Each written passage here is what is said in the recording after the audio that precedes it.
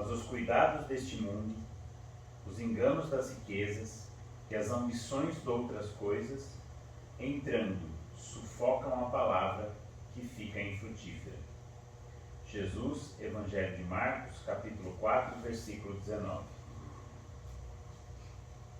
A árvore da fé viva não cresce no coração miraculosamente. Qual acontece na vida comum, o Criador dá tudo, mas não prescinde do esforço da criatura. Qualquer planta útil reclama a especial atenção no desenvolvimento. Indispensável cogitar-se do trabalho de proteção, auxílio e defesa. Estacadas, adubos, vigilância, todos os fatores de preservação devem ser postos em movimento a fim de que o vegetal precioso atinja os fins a que se destina.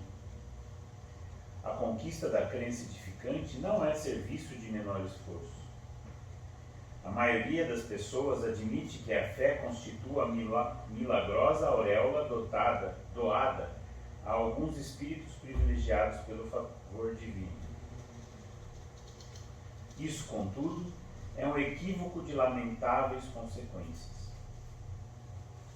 A sublime virtude é construção do mundo interior, em cujo desdobramento cada aprendiz funciona como orientador, engenheiro e operário de si mesmo.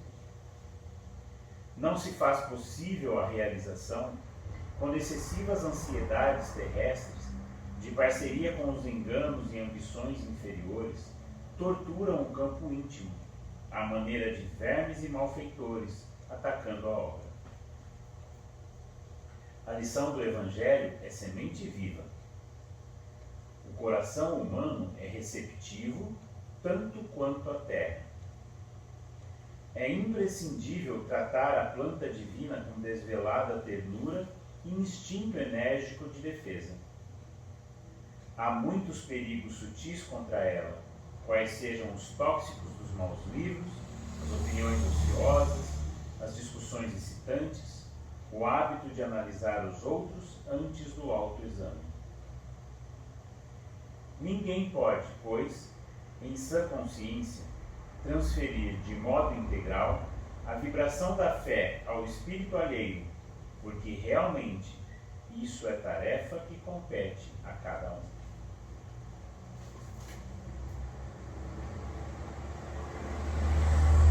Divino Mestre Jesus, nós te agradecemos por mais esta oportunidade de encontro fraterno para os estudos da doutrina espírita. Senhor, quanto temos aprendido com as lições do Teu Evangelho, da doutrina dos Espíritos, que são o tesouro maior que carregamos conosco, para que consigamos nos libertar definitivamente dos grilhões que nos prendem aos conflitos de consciência, às consequências danosas de nossos engodos pretéritos, aos dramas que têm se arrastado em nossa vida de espírito por longos séculos. Por isso, Senhor, a Ti também rogamos que estas claridades possam ser espalhadas com ainda mais vigor por todos os cantos de nosso planeta. Que a mensagem espírita alcance cada vez mais consciências, libertando-as das causas que fazem nossos irmãos sofrerem.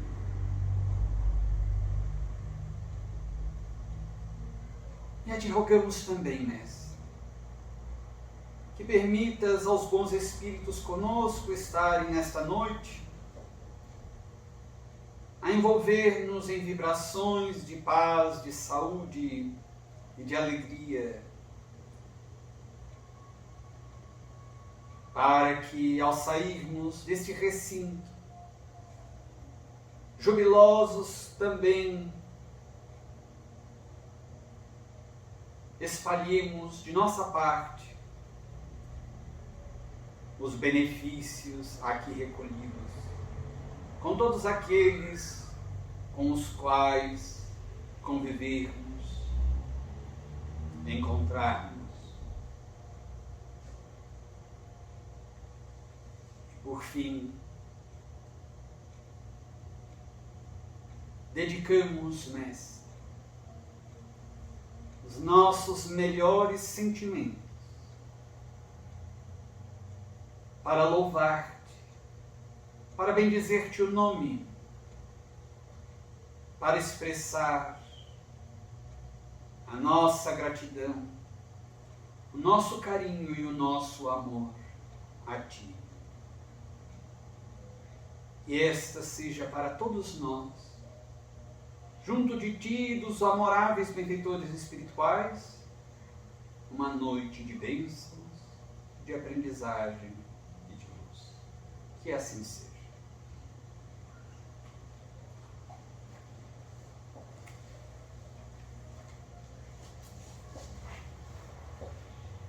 Então vamos continuar os nossos estudos do capítulo A Comunhão com o Alto.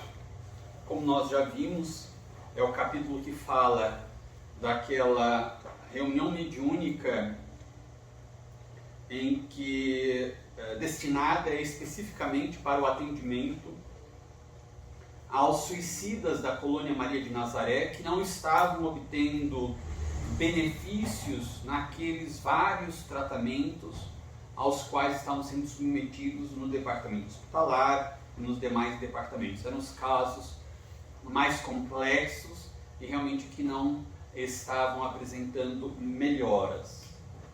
Então nós tínhamos visto o deslocamento daqueles irmãos, né, como foi feito o deslocamento, seria feito o deslocamento até a crosta.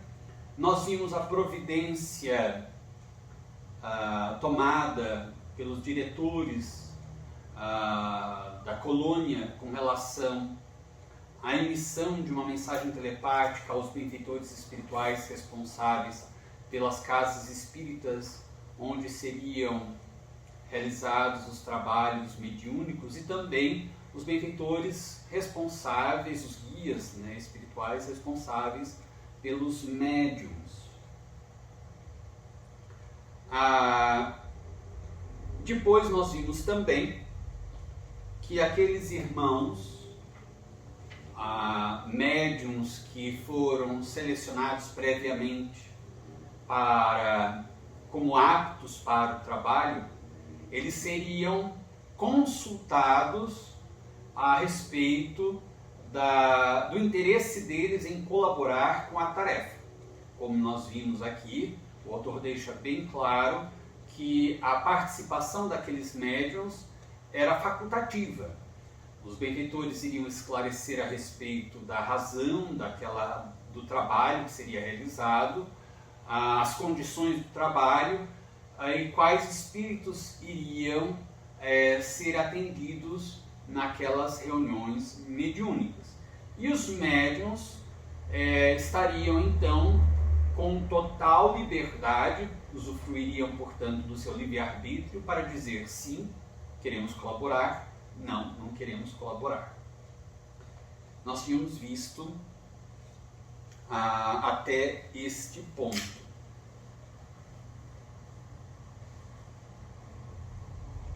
E daí nós então começaríamos hoje vendo exatamente esta conversa que os benfeitores, né, da colônia Maria de Nazaré tiveram com os médiuns. Nós vimos então que os benfeitores da colônia solicitaram aos guias espirituais dos médiuns que fossem até os seus tutelados, né, até os médiuns encarnados, e inspirassem esses tutelados a se recolher ao leito mais cedo naquela noite. Começaram a sentir um sono, um torpor, um peso, e foram se deitar, porque não conseguiam mais parar em pé. Foram se deitar mais cedo, provavelmente, do que o usual, e adormeceram. Imediatamente os benfeitores, os seus guias espirituais, os desdobraram no corpo físico e levaram até as agremiações espíritas, ou seja, os centros espíritas aos quais estavam vinculados, a sede física do centro espírita. Ali houve então esta primeira conversa dos benfeitores espirituais da colônia Maria de Nazaré com os médiuns que estariam em condições de colaborar naquelas atividades de auxílio aos casos mais graves de suicídios. E daí então, naquela localidade, com a presença dos guias também, dos mentores das casas, enfim, houve esta conversa. Qual foi o teor da exposição dos benfeitores da colônia Maria de Nazaré aos médiuns espíritas? O que eles comentaram a respeito da condição dos espíritos a serem atendidos, do que sofreriam os médiuns e de quais benefícios receberiam os medianeiros? O que comentaram a respeito da espontaneidade da cooperação? E, por fim, quais os princípios morais básicos que os benfeitores destacaram, os quais deveriam ser plenamente vivenciados pelos médiuns espíritas? Vocês se lembram?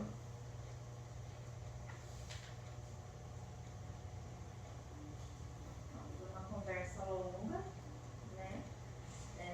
Onde eles esmiuçaram a situação dos suicidas e o quanto que os médiuns, para poder atendê-los, iria despender de energias próprias, né? Que eles poderiam então esgotar-se, que eles iriam às vezes até sentir toda a angústia, todos os tormentos que os suicidas que se comunicariam estavam sentindo, que eles teriam mal-estar, né? E inclusive que eles poderiam até perder peso de tanta energia que seria necessária ali. Mas o que é interessante é que eles colocaram que, mesmo assim, os benfeitores estariam também repondo essas energias, recarregando, vamos dizer, melhorando a situação orgânica deles logo em seguida, né? Não iam nem esperar para que fosse no dia seguinte, não. Logo em seguida, eles já dariam esse suporte para que eles não sofressem as perdas, né, orgânicas para isso. E aí eles colocam que dentre o que o médium necessita é seguir o que Jesus fez ao longo de toda a sua existência encarnada: amor e abnegação. Pensar antes no outro. Exatamente. É interessante porque, de um lado, eles não impõem nada. Tem que ser um concurso espontâneo. É o livre-arbítrio de cada um e deve ser uma colaboração espontânea, jamais forçada. Em mediunidade, nada deve ser forçado. E é até interessante que isso é um alerta para companheiros espíritas que são dirigentes espíritas de casas espíritas, porque infelizmente há muita falta de compreensão em torno da mediunidade, mesmo entre os espíritas, e a razão é bem simples, embora lamentável: a falta de estudo das obras de Allan Kardec. Allan Kardec deixou bem claro que o espiritismo, além de religião, é uma filosofia e é uma ciência. E como qualquer outra ciência, não pode se compreender, aprender e compreender espiritismo de relance, de uma mera leitura superficial. Deve ser um estudo metódico, continuado, profundo, muito meditado, refletido. Sem isso, nós permanecemos na superficialidade e podemos dizer com tranquilidade: não conhecemos o espiritismo. Para conhecer, somente conhecer é compreender somente com um estudo sério, continuado, persistente, sem pressa, reflexões constantes. Daí sim nós podemos compreender a doutrina espírita. De modo que a conduta de dirigentes espíritas, no sentido de que, detectando que alguém tem mediunidade, pressionar este indivíduo, dizer que ele é obrigado a trabalhar mediunicamente, que se ele tem mediunidade, ele tem um compromisso, e se ele não cumprir com este compromisso, ele vai ser punido. Isso faz parte do que chamamos de terrorismo, porque afinal de contas, se nós reconhecemos e estudamos na doutrina espírita que Deus nos deu o livre-arbítrio, Ele não pode nos punir pelo uso do livre-arbítrio. O que pode acontecer se assumimos de fato um compromisso no mundo espiritual para o trabalho mediúnico, não atendendo a este compromisso, não cumprindo com este compromisso assumido, a nossa própria consciência nos fazer sentir culpados, fracassados, nós nos sentirmos mal conosco mesmo porque não honramos um compromisso. Da mesma forma que se eu assumo um compromisso qualquer com alguém aqui na Terra e não cumpro, assumo o compromisso de ajudar alguém, de cooperar com alguém, ou mesmo de fazer uma visita a alguém, de sair para determinado lazer com alguém, e simplesmente não compareço, a minha consciência vai fazer com que eu me sinta culpado. Surgirá um sentimento desagradável. Puxa, deixei a pessoa esperando, não dei uma satisfação, não fui bacana, não fui legal com aquele indivíduo. Isso sim, mas que Deus vai nos punir de forma nenhuma. Aí está o livre-arbítrio. Até porque fazer algo forçadamente, sem vontade, não tem valor. O apóstolo Paulo já dizia que nós devemos fazer a caridade com alegria, porque se fizermos de mau humor forçado, sem intenção de ajudar o próximo, não tem valor nenhum. Na obra de Kardec, com relação, por exemplo, às ações e mesmo com relação à prece, os benfeitores disseram muito claramente, a intenção é tudo. O indivíduo pode ficar orando, rezando em favor de outrem o dia inteiro, mas se ele não estiver com a intenção verdadeira de fazer o bem ao próximo, de ver o próximo melhor, não tem valor aquilo, porque o que contará mesmo é a intenção móvel, né, o movimento interno da alma para determinada ação. Então a colaboração tinha de ser espontânea aqui. Mas, de outro lado, os benfeitores, por caridade, não deixam de recordar àqueles indivíduos que eram espíritas aquilo que eles já tinham estudado. Ou seja, eles apenas recordam, olha, o caráter do verdadeiro cristão, o caráter do verdadeiro espírita é esse. O que define o verdadeiro cristão ou o verdadeiro espírita, nós lemos isso no Evangelho segundo o Espiritismo, verdadeiro espírita e verdadeiro cristão são sinônimos. E o que realmente caracteriza este verdadeiro espírita ou verdadeiro cristão é o indivíduo realizar a sua transformação moral para melhor e empreender todos os esforços para não permitir que as suas más paixões o levem de roldão. E neste texto, os bons espíritas, nós temos a referência do texto imediatamente anterior, no mesmo capítulo de O Evangelho segundo o Espiritismo. E neste texto imediatamente anterior, há um elenco de características ou caracteres do bom ou verdadeiro espírita e do bom ou verdadeiro cristão. O que os benfeitores fizeram foi apenas lembrar delicadamente destas características que devem adornar o verdadeiro espírita ou o verdadeiro cristão, para que eles, a partir dali, decidissem. Espiritismo, segundo Chico Xavier, espiritismo sem ou espírita sem sacrifício.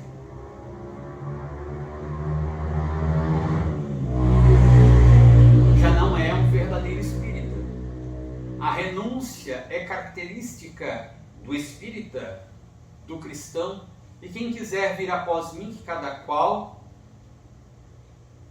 negue a si mesmo, renuncie a si mesmo, renúncia ao ego, aos próprios desejos, ao egoísmo. Cada qual tome a sua cruz sobre os ombros, cada dia, e siga-me. Isso é Jesus quem nos disse aos que desejavam ser seus seguidores, cristãos, espíritas. Então aí está, esta lembrança. Olha, a gente só vai lembrar uma questão. O verdadeiro espírito ou o verdadeiro cristão é caracterizado por isso. Agora, vocês decidam como vocês queiram. Apresentam um verdadeiro quadro, são honestos, são espíritos em profundos tormentos. As terapêuticas no mundo astral não foram suficientes, não estão dando resultado, porque estão muito materializados esses espíritos. Precisam da contribuição dos encarnados.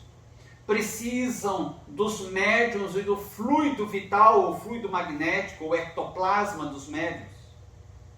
Daí temos uma característica. Normalmente no fenômeno mediúnico ostensivo, há perda fluídica, de fluido animalizado, de fluido vital, fluido magnético, ectoplasma. Sempre há perda de ectoplasma.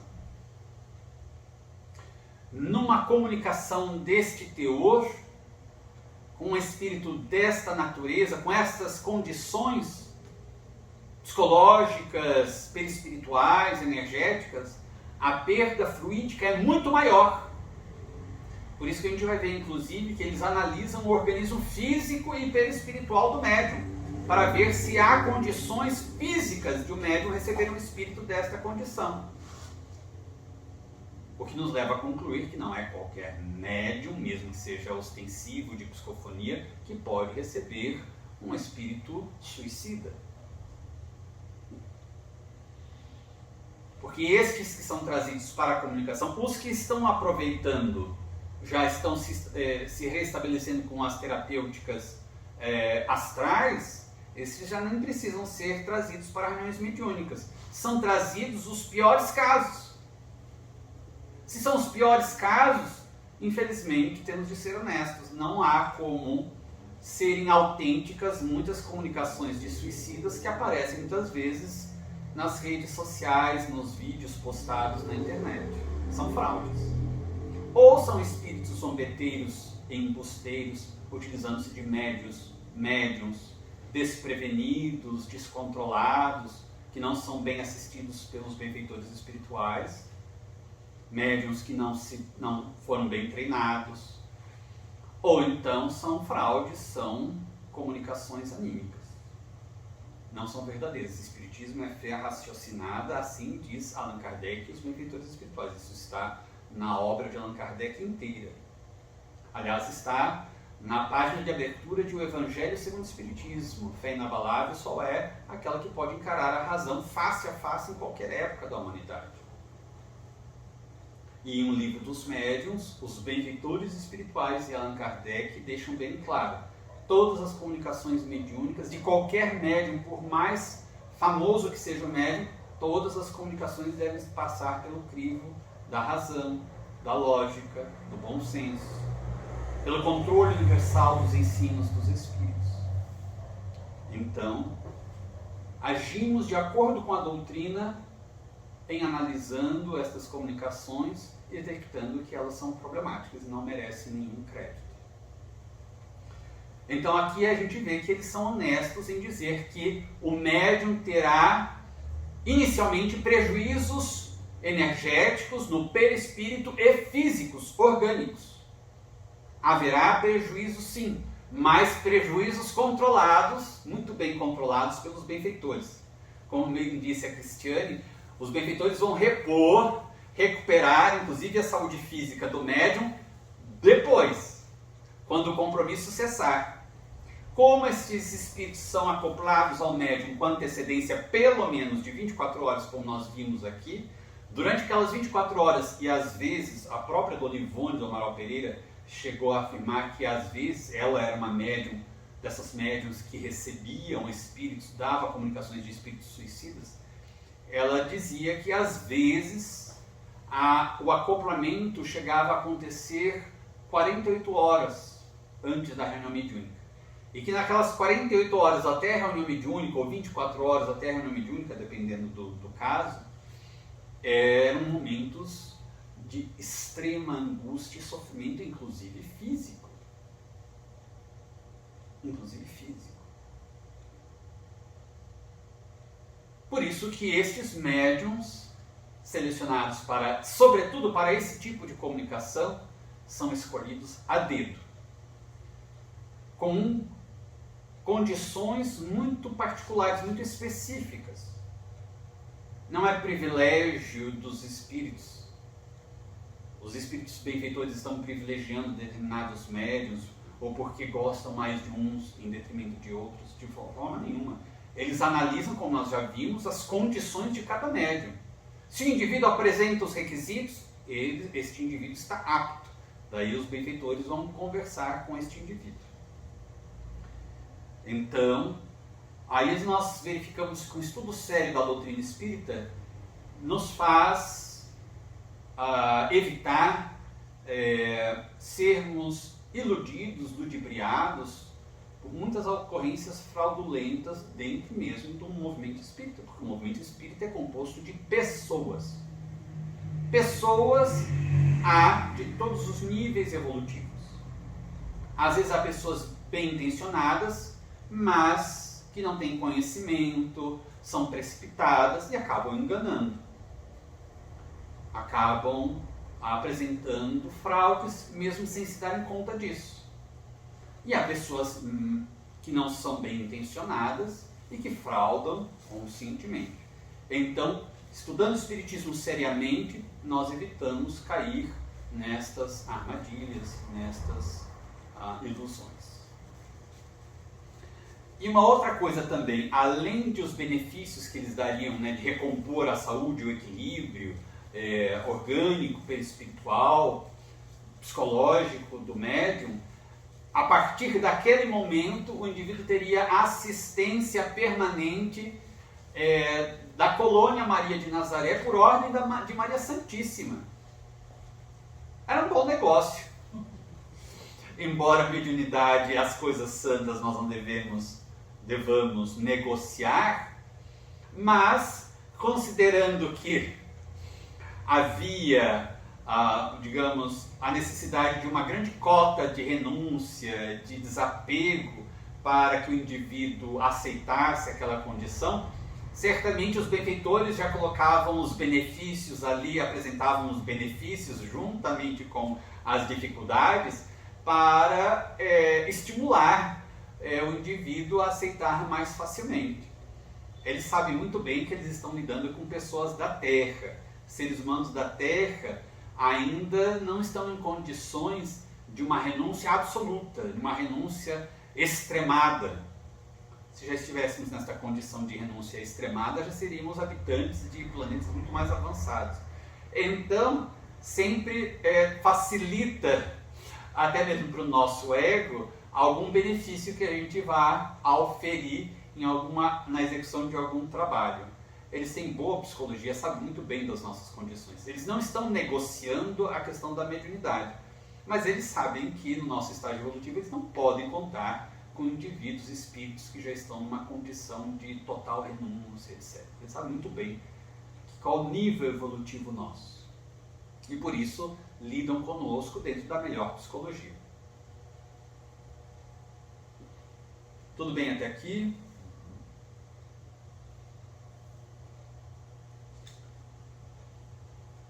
Daí a gente vê no próximo tópico. Quantas cidades brasileiras foram visitadas pelos representantes da colônia?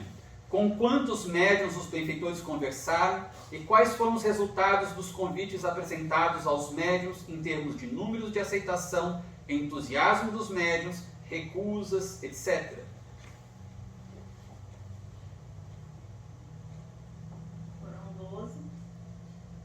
12 cidades, 20 médiuns, e é até difícil, né? Porque o Brasil inteiro, 20 médiuns, pensando que ainda dentre o mundo, o Brasil era onde tinha mais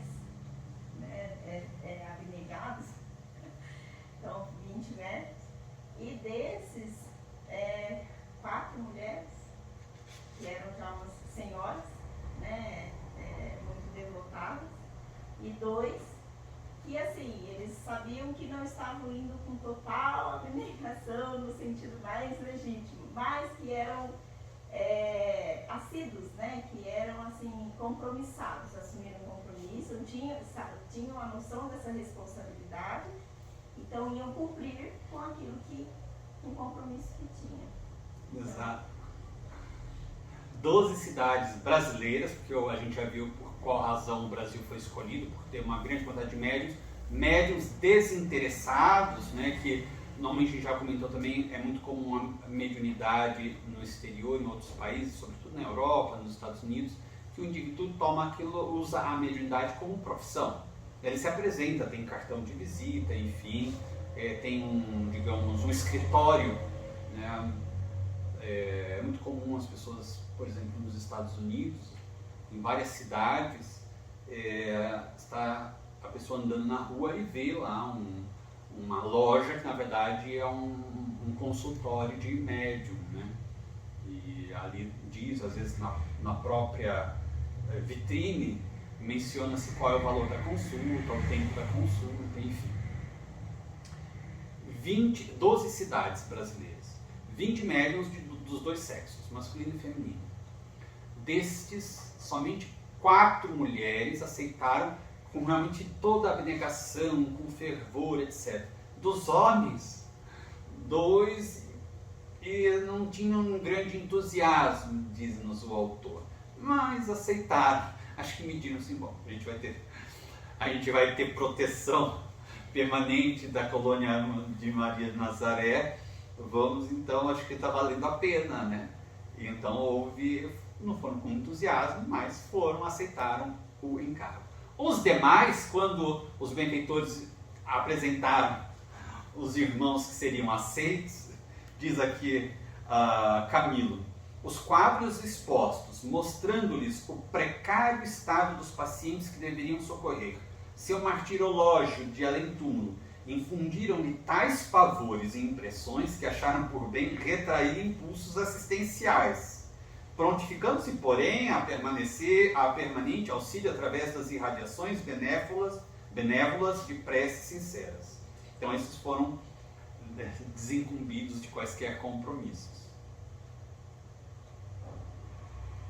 É muito importante este quadro apresentado em números pelo autor espiritual, porque isso é uma radiografia do nosso estado evolutivo, da nossa capacidade de abnegação, de renúncia em favor dos que sofrem. A gente ajuda, normalmente, desde que aquilo não interfira no nosso bem-estar, no nosso conforto. E toda vez que há um apelo para uma renúncia maior, as pessoas apresentam, estamos falando dos cristãos e também, sobretudo, dos espíritas cristãos, apresentam 1000 justificativas. 1000 justificativas. Se fôssemos realmente honestos, deveríamos dizer: é certo, porque assim nos solicitou Jesus, assim nos solicita a doutrina espírita. Mas eu ainda sou muito egoísta. Eu não abro mão do meu conforto. Para mim, se houver qualquer interferência no meu bem-estar ou da minha família, no nosso conforto, já não me serve. Então a minha caridade só vai até esse limite em que nada vai me atrapalhar a vida. Do ponto de vista material, do conforto, do bem-estar, da tranquilidade relativa que a gente imagina ter. É um egoísmo, é um profundo egoísmo. Então seria mais honesto a gente assumir, porque se somos cristãos espíritas, o nosso objetivo é a renúncia. Cada qual negue a si mesmo, renuncie a si mesmo, tome a sua cruz e siga-lhe. Até porque o fato de a gente renunciar a certas coisas não significa que a nossa vida vai entrar em colapso. Não vai entrar em colapso. A gente vai ter uma vida ainda muito melhor, mas talvez não com aquelas ilusões às quais nós nos apegamos tanto. Isso é um grande problema, é um passo difícil de o espírita, de o cristão dar. A falta de interesse. Aliás, isso está no livro dos Espíritos. Os benfeitores disseram, uma das coisas mais raras na Terra é uma ação isenta de interesse pessoal. Ele falou, é muito raro alguém agir com total desinteresse pessoal. O interesse pessoal é o quê? O egoísmo. É o pensar no eu, o ego. Então, estes dados foram colocados para que a gente atentasse, os espíritas, porque normalmente somos os espíritas que estamos estudando este livro, embora outras designações, pessoas de outras denominações religiosas também possam estudar, vão aproveitar muito certamente, para demonstrar que há muito caminho para ser percorrido. Há muito trabalho de combate ao nosso egoísmo. É nos chamar a atenção para a necessidade de a gente trabalhar mais este desinteresse pessoal. É muito importante isso. A gente vai então só para a última pergunta, para a gente encerrar então as atividades dos nossos estudos de hoje.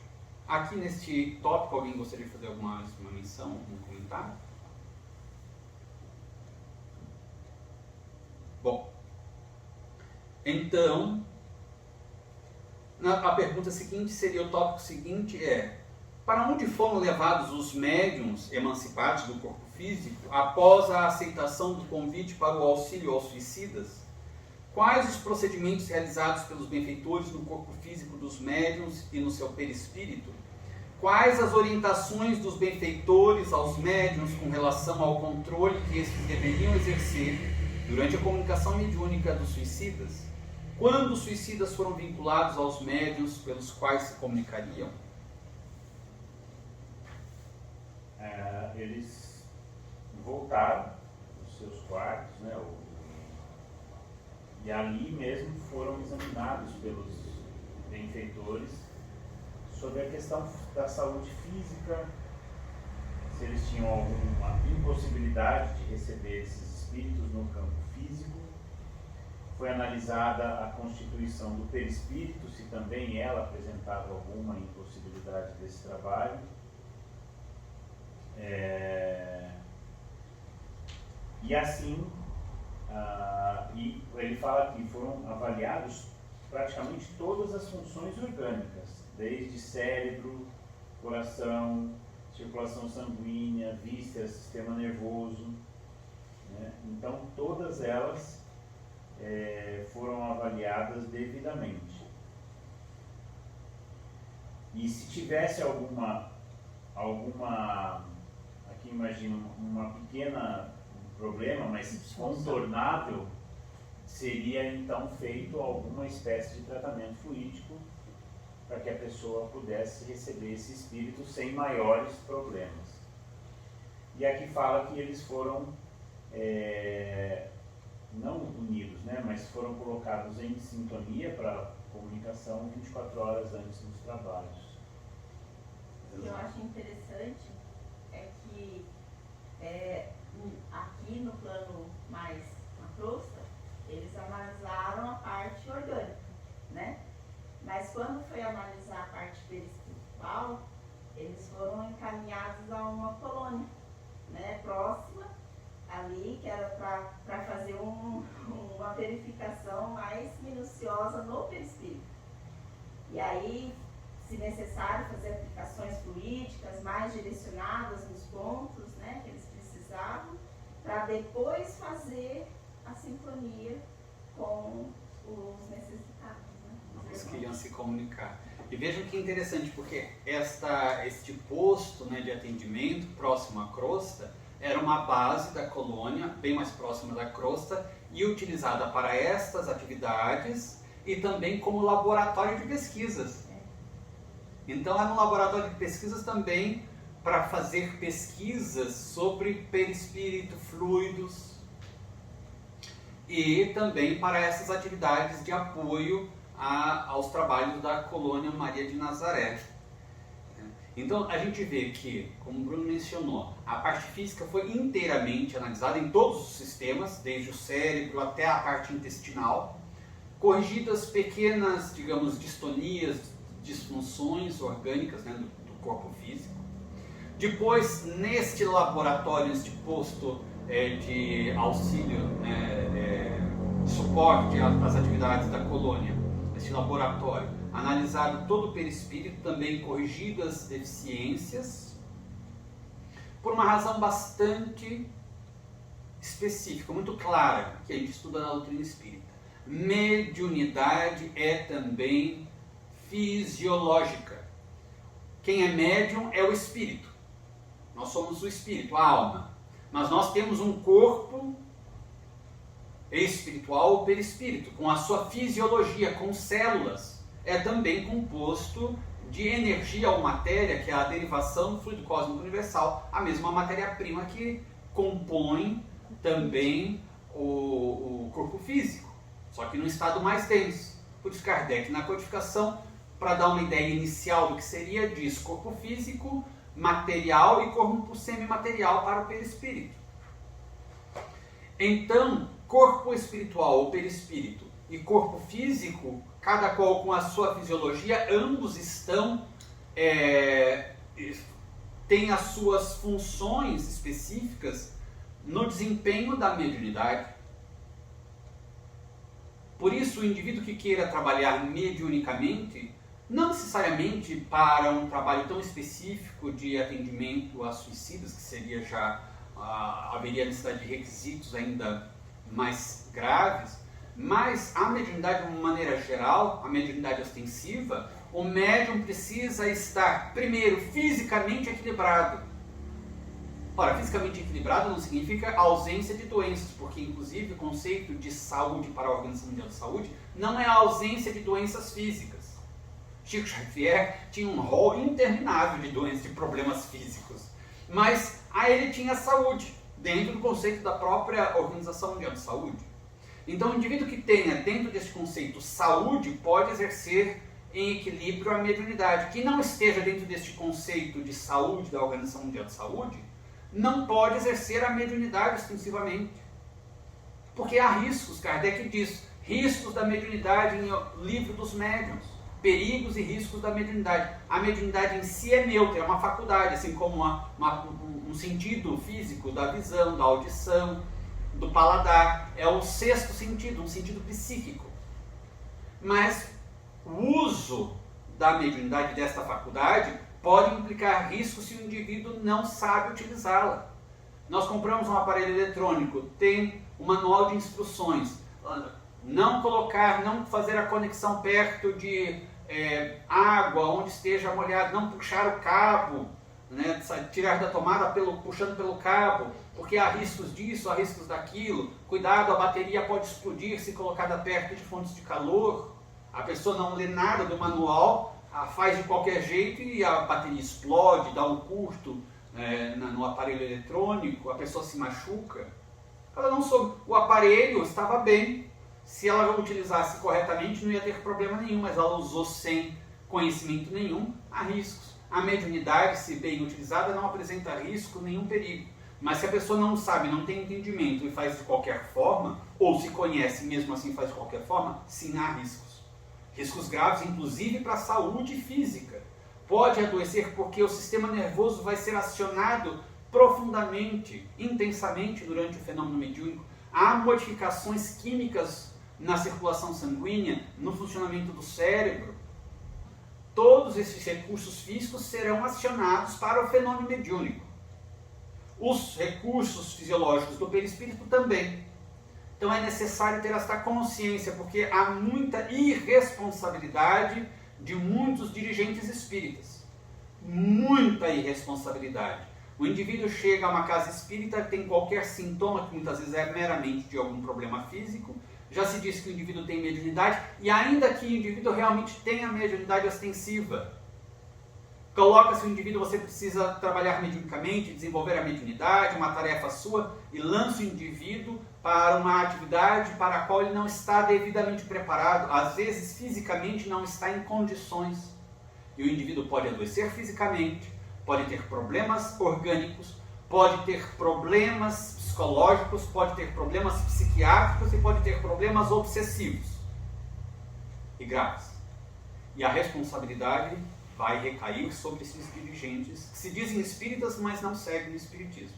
Porque se seguissem o espiritismo, se seguissem as orientações de Allan Kardec conforme estão no Livro dos Médiuns, nas outras obras da codificação, nas obras subsidiárias, não seriam tão irresponsáveis. Então é necessário muita cautela, muito cuidado, muito bom senso e responsabilidade no trato com a mediunidade.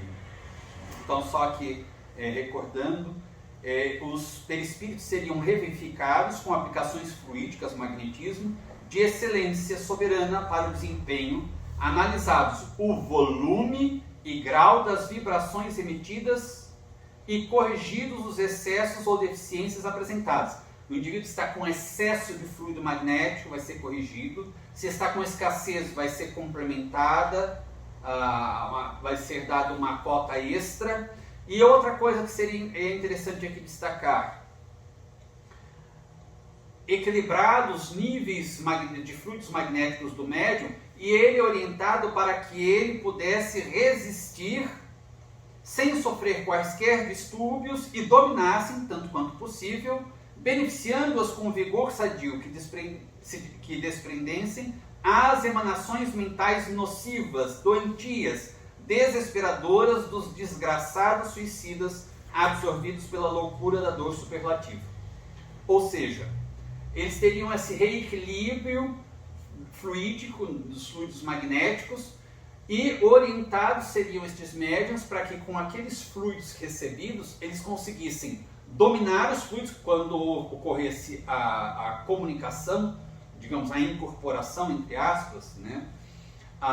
O espírito fosse se comunicar pelo médium, aqueles fluidos extremamente perturbados, perturbadores, tóxicos, desesperadores do comunicante, o médium conseguisse ter controle sobre aquela carga fluídica magnética. Porque aqueles fluidos, agindo diretamente, sendo absorvidos pelo médium, recaem diretamente na circulação sanguínea do médium e no sistema nervoso central do médium. Porque nós lembramos que os chakras estão conectados diretamente nas regiões dos plexos no corpo físico, nessas regiões onde há uma quantidade enorme de micro ramificações nervosas do sistema nervoso e vasculares dos nossos vasos sanguíneos. Então aqueles fluidos tóxicos extremamente perturbadores do comunicante suicida cairiam diretamente na corrente sanguínea do médium e incidiriam sobre o seu sistema nervoso. Então aqueles fluidos recebidos serviriam para que ele tivesse melhor domínio, porque ao receber o impacto daqueles fluidos do suicida, se ele não tivesse um autocontrole e estes fluidos tão salutares para conseguir melhor dominar e se impor aos fluidos do comunicante, o médium também se descontrolaria completamente. E poderia haver prejuízo também sobre o seu sistema nervoso central, sobre a circulação sanguínea. Então, todos estes arranjos também magnéticos sobre o perispírito do médium para que ele tivesse melhor domínio na hora da comunicação, para que o impacto dos fluidos perturbadores do comunicante não fizessem desequilibrar e ele tivesse prejuízos. E daí então foram aqueles indivíduos vinculados. O primeiro vínculo o vínculo já aconteceu, ou seja, a imantação perispírito a perispírito do comunicante com o perispírito do médium ocorreu naquela ocasião. Tudo bem? Alguma dúvida até aqui? Pergunta?